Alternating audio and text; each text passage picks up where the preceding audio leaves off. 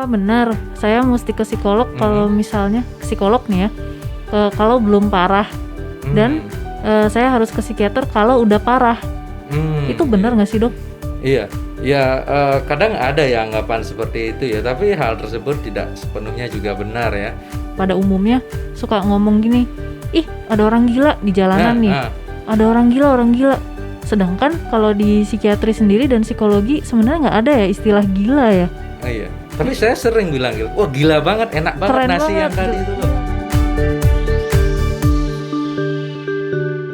Halo teman baik semua, selamat datang di acara Dialog Jiwa. Kembali lagi bersama saya Laksmi dari komunitas teman baik.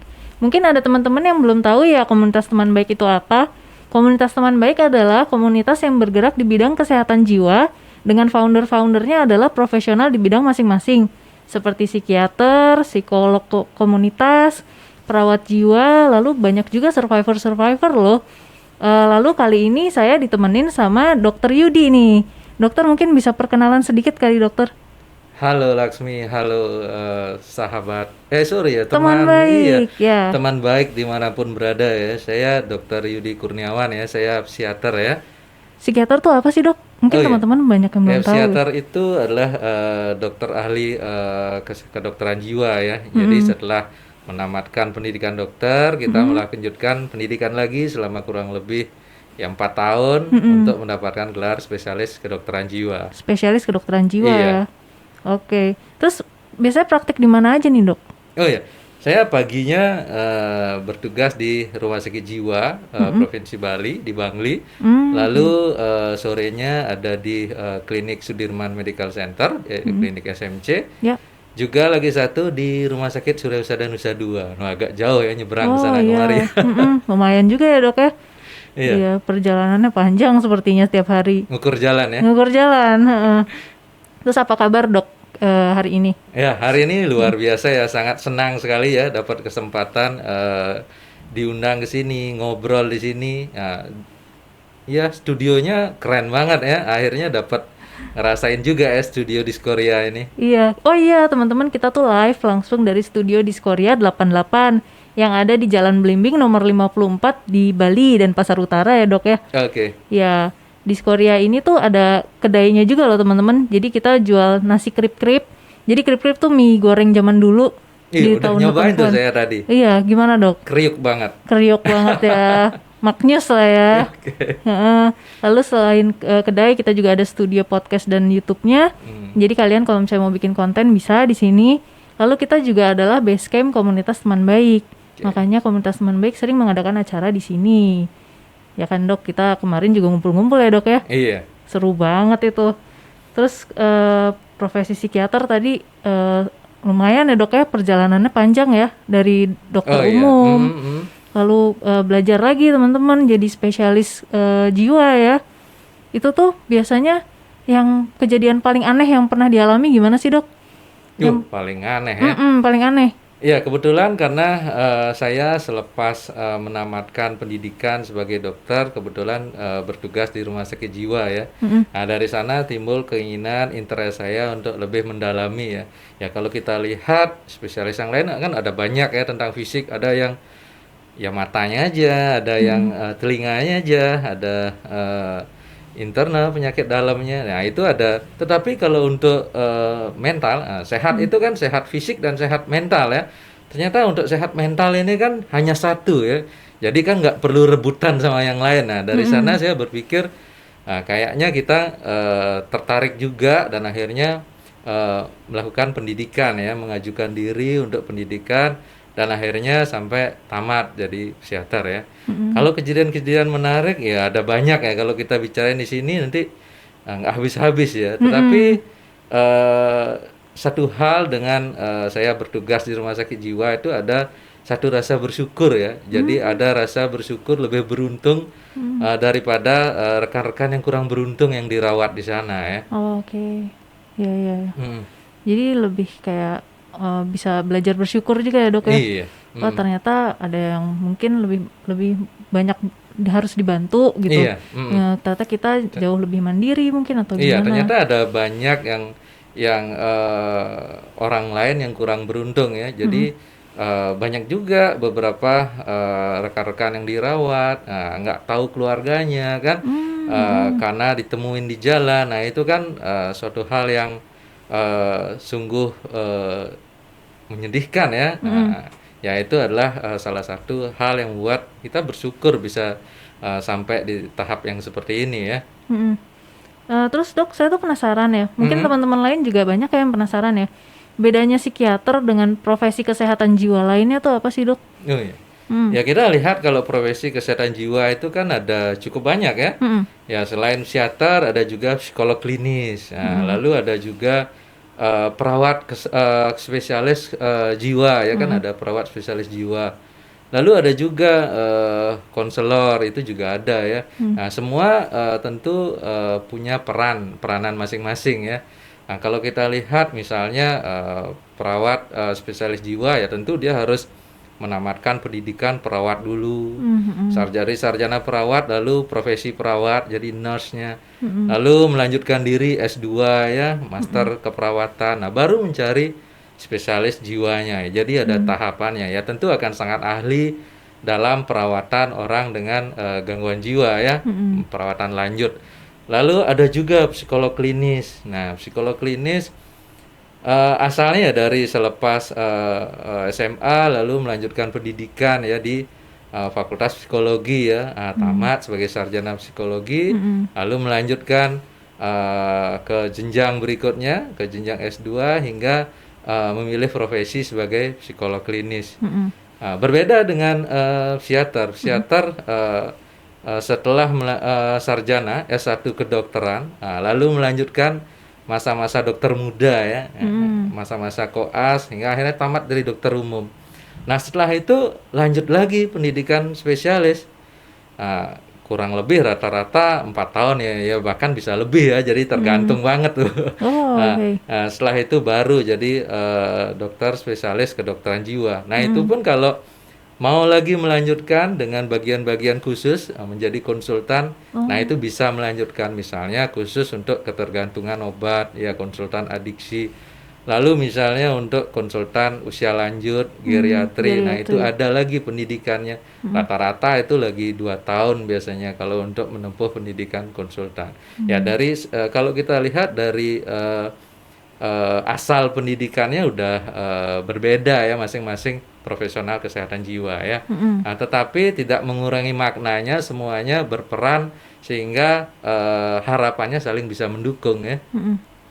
Iya, terus ada juga ya teman-teman yang kadang-kadang nanya sama saya pas lagi curhat biasanya. Apa benar saya mesti ke psikolog kalau misalnya ke psikolog nih ya, kalau belum parah, dan saya harus ke psikiater kalau udah parah. Itu benar nggak sih dok? Iya, ya kadang ada ya anggapan seperti itu ya, tapi hal tersebut tidak sepenuhnya juga benar ya. Alangkah lebih baiknya ketika jangan sampai parah lah lebih dulu, artinya berkunjung baik ke psikolog maupun psikiater sehingga menjadi tidak lebih parah ya. Nah, biasanya pada rekan-rekan psikolog klinis lebih banyak berperan dalam intervensi psikososial ya. Rekan-rekan dari psikiater biasanya lebih holistik ya. Dari segi biologinya juga intervensi psikososialnya. Nah, bedanya yang tentu sangat bermakna adalah di mana karena psikiater itu adalah seorang dokter, ya dia bisa memberikan obat-obatan apabila diperlukan. Jadi nggak semua juga orang yang berobat itu atau berkunjung ke psikiater akan mendapatkan obat. Jadi ya setelah pemeriksaan dilakukan penilaian perlu atau enggaknya, apakah cukup dengan intervensi psikososial aja ataukah perlu juga dengan obat-obatan. Nah itu yang nanti akan didapat kalau setelah periksa ke psikiater. Berarti mesti kemana duluan tuh dok? Kalau misalnya kan banyak juga tuh yang nanya, misalnya kasus, aduh aku stres banget sama kerjaan gitu, sampai nggak bisa tidur, misalnya gitu, itu dia mesti kemana dulu dok? Ya kemana aja, nggak masalah. Nggak masalah ya? Nggak masalah. Yang penting kan artinya sudah mencari pertolongan, sudah merasa bahwa merasa ada sesuatu yang beda dan buat terganggu. Nah itu dulu yang pertama, ada kesadaran untuk memeriksakan diri. Nah itu yang paling penting, sehingga tidak jatuh menjadi ke tahap yang lebih parah. Nah jadi mau ke psikiater, mau ke psikolog, lebih dulu ya saya kira sama aja. Nah, yang penting kesadaran untuk mencari pertolongannya. Ini mungkin intermezzo sedikit nih dok. Kita kan sering banget ya orang kalau di pada umumnya suka ngomong gini, ih ada orang gila di jalanan nih, ada orang gila. Sedangkan kalau di psikiatri sendiri dan psikologi sebenarnya nggak ada ya istilah gila ya. Iya. Tapi saya sering bilang gitu, wah gila banget, enak banget Keren nasi banget yang tadi gitu. itu loh. Iya, saya juga sering kalau kayak gitu. Wah gila keren banget gitu. Iya, kalau kita lihat dari undang-undang kesehatan ya orang untuk gangguan jiwa itu memang tidak disebut lagi, memang tidak sebut sebagai gila ya, jadi konotasinya sangat negatif ya. Tetapi ada yang disebut namanya ODMK dan ODGJ ya. ODMK itu orang dengan masalah kesehatan ya, jiwa. Lalu ada ODGJ orang dengan gangguan jiwa ya. Kalau ODMK ini dia memiliki faktor risiko untuk mengalami gangguan jiwa, tetapi belum sampai taraf mengganggu ya. Tetapi kalau sudah pada ODGJ, itu ada gejala-gejala, ada perubahan pada pikiran, ada perubahan pada suasana perasaan, lalu ada perubahan pada perilakunya, di mana perubahan-perubahan tersebut sudah menimbulkan gangguan dalam aktivitasnya sehari-hari. Nah, itu udah menjadi nih ODGJ ya, orang dengan gangguan jiwa ya. Nah, itu. Ya, jadi nggak cukup hanya ada gejala aja kita bilang orang itu mengalami gangguan, tetapi bagaimana gejala tersebut menimbulkan hambatan dalam melakukan aktivitas hariannya. Nah, itu. Oke. Nah, terus tanda-tandanya kita harus mulai ke profesional kesehatan jiwa itu apakah saat saat kita menjadi ODMK masih kelompok resiko ya, kelompok rentan ya tadi ya. Apakah menunggu jadi ODGJ dulu sampai udah ada gangguan? Iya. Ada baiknya makin awal tentu makin baik ya. Nah, ketika kita sudah menyadari bahwa kita berisiko, nah itu alangkah baiknya di saat atau fase itu lebih dulu sehingga tidak terjadilah gangguan. Kan lebih baik mencegah ya daripada mengobati ya. Lalu ada beberapa misalnya ketika kita merasa sedih yang berkepanjangan, lemas, kehilangan nafsu makan, hingga akhirnya kerja nggak semangat, konsentrasi menurun, salah terus. Nah itu udah tanda-tanda nih kayaknya udah perlu nih untuk mencari pertolongan profesional kesehatan jiwa ya. Atau mungkin misalnya ini ada rasa khawatir, kok nggak ada apa-apa, berdebar terus ya, takut jangan-jangan nanti terjadi sesuatu. Nah sehingga akhirnya ini sudah menimbulkan gangguan dalam aktivitas, itu jadi ada baiknya lebih awal untuk mencari pertolongan. Nah, tetapi ada juga ya hal-hal yang memerlukan pertolongan segera yang tidak perlu atau tidak boleh ditunda ya. Nah ini kita sering sebut ya warning sign ya. Nah ketika ada keluarga kita ada perilaku misalnya yang membahayakan dirinya, nah, misalnya melakukan tindakan-tindakan melukai diri atau ada indikasi melakukan untuk percobaan bunuh diri atau tindakan-tindakan yang membahayakan orang lain, termasuk misalnya membawa senjata atau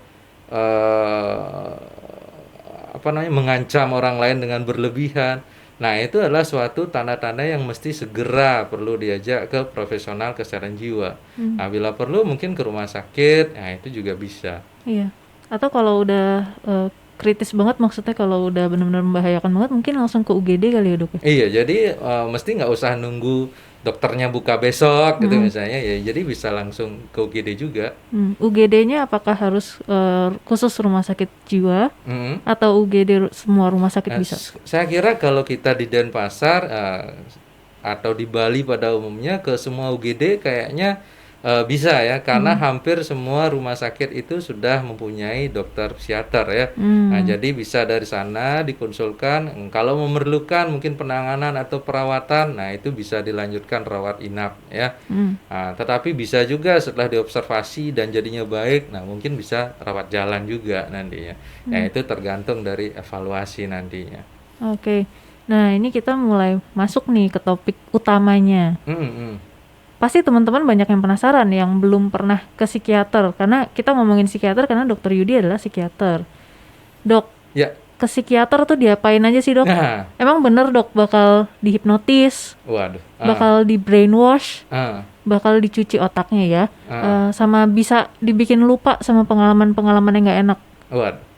Iya ya, biasanya kalau berkunjung ke psikiater ya, ya jadi akan dilakukan pemeriksaan ya. Nah, pemeriksaannya biasanya adalah dalam bentuk wawancara dan juga ada pemeriksaan fisik nantinya ya. Mm. Nah, wawancara ya ditanyakan seputar keluhannya. Nah, ada baiknya tuh ketika teman-teman ada keluhan gitu, ketika mau berkunjung sebelumnya sudah mencatat itu agaklah lebih bagus lagi. Mm. Karena biasanya ketika ketemu itu jadi lupa ya. Mm. Mau bilang apa ya tadi? Entah terpesona dengan psikiaternya atau mungkin grogi Grogi ya. ya. Jadi kadang lupa dan ada yang tidak tersampaikan. Lalu hal yang penting adalah juga mengajak keluarga terdekat atau orang yang sering diajak, yang tahu banget tentang dianya. Mm-mm. Karena kita sangat memerlukan juga yang namanya data-data kolateral. Mm-mm. Ada pendapat juga dari orang yang sering bersamanya tentang bagaimana sih dia dalam menjalani kesehariannya. Nah, itu Mm-mm. sangat penting. Nah, pemeriksaan fisik juga dilakukan. Ya, pemeriksaan vital sign, cek tensi, nadi, suhu. Nah, itu Mm. mutlak tuh. Lalu Mm-mm. pemeriksaan fisik lain apabila diperlukan. Ya, Mm-mm. tidak jarang kan orang periksa misalnya karena keluhan cemasnya. Jadi ada mungkin berdebarnya, detak jantungnya makin cepat. Atau mungkin perlu pemeriksaan tambahan, lab juga perlu ya. Ya, pemeriksaan Oke. hormon tiroid misalnya ketika ada keluhan-keluhan yang memerlukan pemeriksaan tersebut. Oh, oke. Seperti itu. Jadi nggak ada tuh ya dok ya, dihipnotis, dicuci Oh otak. iya, ya ndak ada ya istilahnya seperti misalnya ya dicuci otak seperti itu. Di hipnotis mungkin iya kalau ada segmen yang memerlukan hipnoterapi ya. Ya, jadi Hmm. bagaimana terapi dengan dalam keadaan hipnosis ya. Nah, itu pun harus disetujui dan disepakati. Hmm. Setuju untuk dilakukan hipnoterapi, goalnya apa, dan bagaimana targetnya. Nah, itu kan mesti dibicarakan dan disetujui dulu. Hmm. Itu biasanya kita sadar atau benar-benar nggak sadar sih dok pas hipnosis itu? Oh, pas hipnosis ya sadar, kita bisa tahu di sekeliling kita seperti apa. Cuma Hmm. dalam relaksasi yang lebih dalam. Oh, oke. Hmm. Jadi sebenarnya kita sadar tuh Hmm. teman-teman, nggak ada tuh istilahnya namanya dihipnotis terus tiba-tiba ya udah gitu kita melakukan hal-hal yang kita nggak tahu gitu, Hmm. nggak sama sekali ya.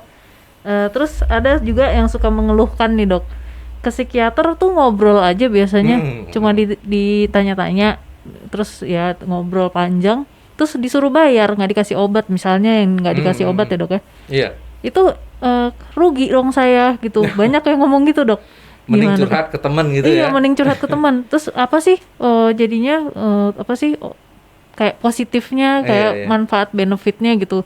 Saya ke psikiater kalau cuma diajak ngobrol aja gitu. Nah, ya mungkin ngobrol dalam artian berbeda ya kalau dengan profesional kesehatan ya, Mm-mm. termasuk juga dengan psikiater ya, Mm-mm. di mana ada yang namanya wawancara terapeutik ya. Mm-mm. Jadi obrolan yang juga bersifat sebagai terapi ya. Jadi Mm. secara tidak disadari atau enggak, ada dari obrolan tersebut yang sekaligus berfungsi sebagai terapi ya. Nah, Mm.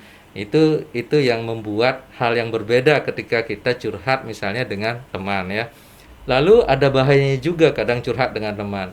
Ya, bila temannya bisa dipercaya. Kalau ember ternyata jadi Iya, apa bocor. yang dicurhatin jadi nyebar ya. Heeh. Tetapi kalau dengan psikiater atau profesional kesehatan jiwa, ada kode etiknya di Mm. mana apa yang disampaikan oleh klien atau pasien itu tidak boleh kita katakan atau ungkapkan ke orang lain ya karena ada Mm. kerahasiaan medik kecuali atas keinginan atau persetujuan dari klien itu sendiri. Mm. Berarti boleh ya dok ya curhat ke psikiater? Ya tentu saja ya. Boleh ya? Ah, Mm. kenapa tidak ya? Kenapa Ya. tidak? Terus terapi yang didapat tuh apa aja Hmm. dok? Hipnoterapi tadi ya berarti satu. Iya, salah satunya ya. Kalau Salah kita satunya. lihat ya terapi yang didapat, kita harus lihat dulu orang mengalami gangguan mental itu karena apa ya. Nah, Mm. biasanya orang mengalami gangguan mental itu kan tidak karena satu faktor, tetapi multifaktorial. Mm. Jadi orang membedakannya ada faktor biologi, ada faktor psikis, dan ada faktor sosial. Kombinasi dari faktor itulah yang kadang menimbulkan terjadinya gangguan mental. Mm. Ya, terapinya pun juga seperti itu ya. Nah, jadi ketika mengalami gangguan mental dilihat, oh ada perubahan dari biologinya. Nah, ini perlu ditangani atau enggak. Mm. Nah, misalnya ketika orang mengalami depresi, serotoninnya, suatu zat neurotransmitter dalam otak itu jadi sangat rendah gitu misalnya. Ya ini tentu perlu ditangani ya, jadi diberikan obat-obat antidepresan yang bisa memperbaiki keadaan itu. Begitu pula ketika ternyata ada problem psikososial yang menonjol. Nah, ini diperlukan intervensi psikososial, misalnya dengan psikoterapi. Nah, jenis psikoterapi kan ada banyak ya, tentu dipilihkan sesuai dengan apa yang cocok nih buat klien. Apakah dengan terapi istilahnya terapi perilaku, apakah dengan terapi kognitif atau kombinasi ya, terapi kognitif dan perilaku atau misalnya psikoterapi ya ada banyak sih, termasuk juga mungkin dengan hipnoterapi gitu ya.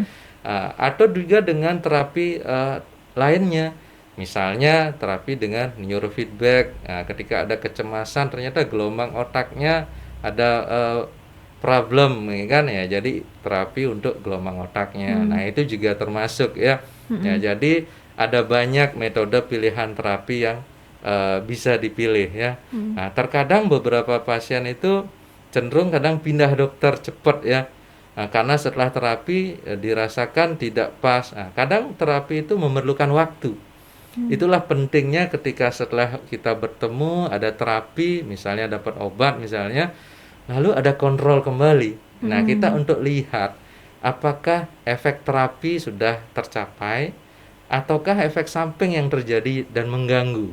Nah, itu yang dipertimbangkan, apakah perlu untuk meningkatkan dosis atau perlu untuk mengganti obat atau perlu mungkin mengkombinasi obat atau perlu kombinasi obat dengan intervensi lainnya seperti tadi ya, apakah dengan jenis-jenis psikoterapi atau dengan terapi neurofeedback atau lainnya seperti. Jadi itu pentingnya kontrol kembali setelah ketemu sekali.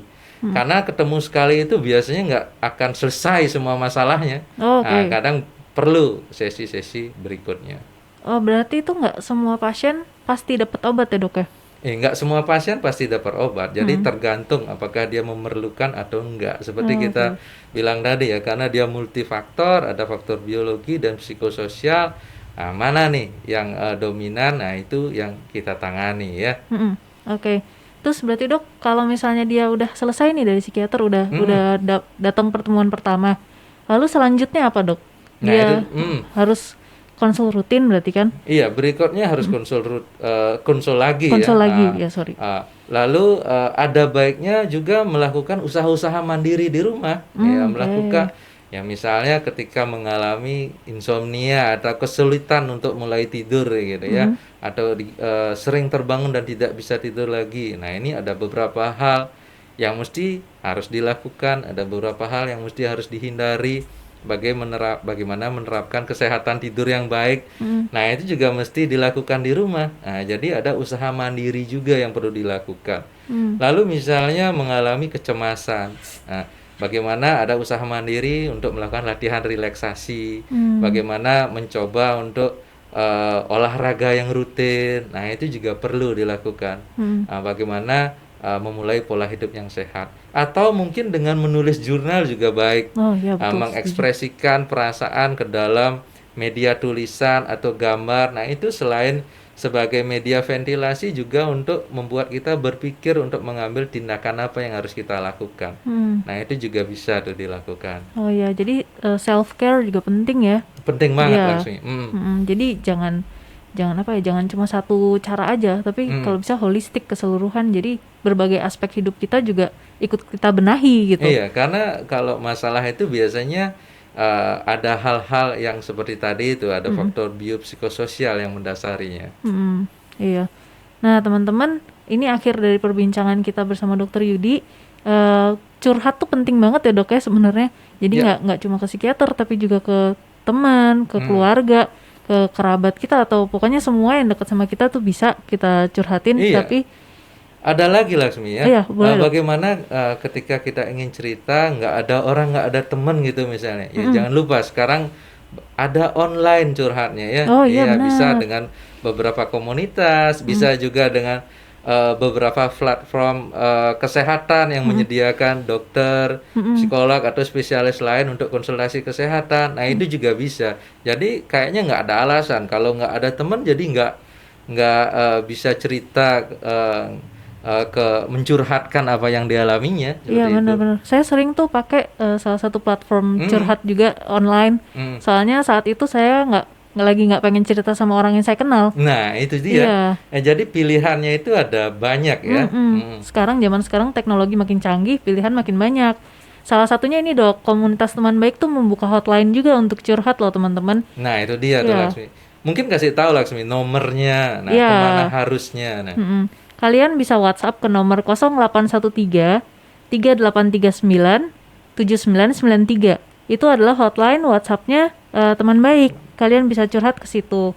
Nanti yang menjawab adalah relawan-relawan kami. Bisa profesional, bisa survivor, macam-macam pokoknya. Sesuai kebutuhan kalian. Lalu ini terima kasih banyak nih Dokter Yudi udah menyempatkan datang ke sini. Terus udah ngobrol-ngobrol juga ke kita, ngasih edukasi banyak banget nih ya tentang ngapain aja sih kita kalau ke psikiater, diapain aja sih. Ini bagus banget infonya, bermanfaat banget, singkat tapi padat. Jangan lupa next ya, sangat senang untuk diundang ya, studionya sangat oke ya, nyaman banget. Nggak lupa juga jamuan nasinya tadi juga enak banget ya. Wah, makasih banget nih dok udah nyoba nasi kita juga nih. Ya, segitu aja nih teman-teman untuk episode kali ini. Nantikan episode berikutnya. Terima kasih banyak. Dadah.